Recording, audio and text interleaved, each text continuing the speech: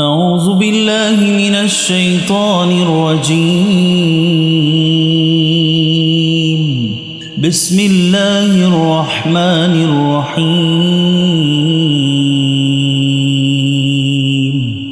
الرحمن علم القرآن خلق الإنسان علمه البيان. الشمس والقمر بحسبان والنجم والشجر يسجدان والسماء رفعها ووضع الميزان ألا تطغوا في الميزان وأقيموا الوزن بالقسط ولا تخسروا الميزان والأرض وضعها للأنام فيها فاكهة والنخل ذات الأكمام والحب ذو العصف والريحان فبأي آلاء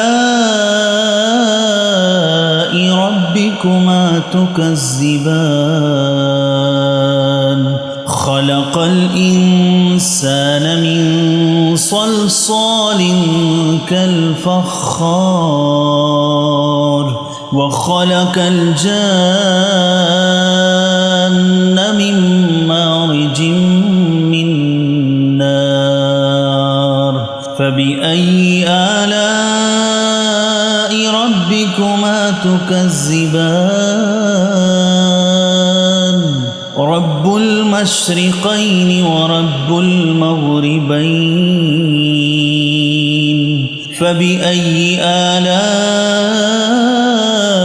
ربكما تكذبان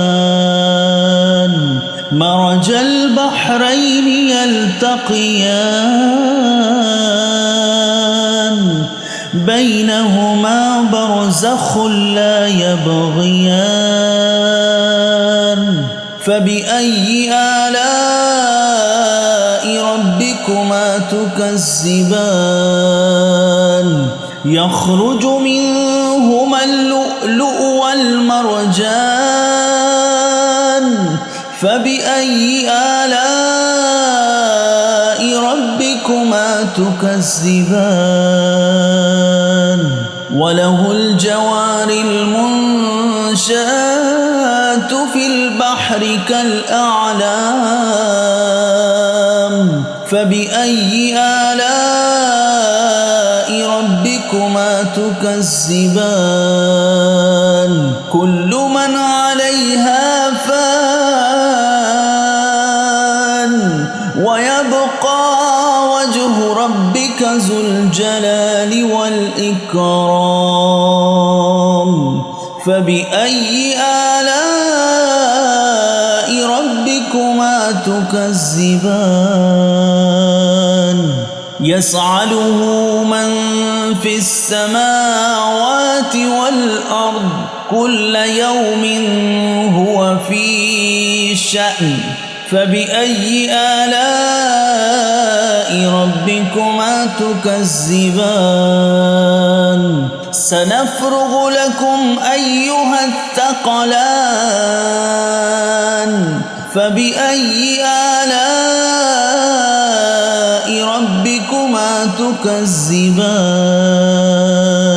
يا معشر الجن والإنس إن استطعتم أن تنفذوا من أقطار السماوات والأرض فانفذوا لا تنفذون إلا بسلطان فبأي آلاء ربكما تكذبان يرسل عليكما شواظ من نار ونحاس فلا تنتصران فبأي آلاء ربكما تكذبان فإذا انشقت السماء فكانت وردة كالدهان فبأي آلاء ربكما تكذبان فيومئذ لا يصعد عن ذنبه إنس ولا جان فبأي آلاء ربكما تكذبان يعرف المجرمون بسيماهم فيؤخذ بالنواسي والأقدام فبأي آلاء ربكما تكذبان هذه جهنم التي يكذب بها المجرمون يطوفون بينها وبين حميم آن فبأي آلاء ربكما تكذبان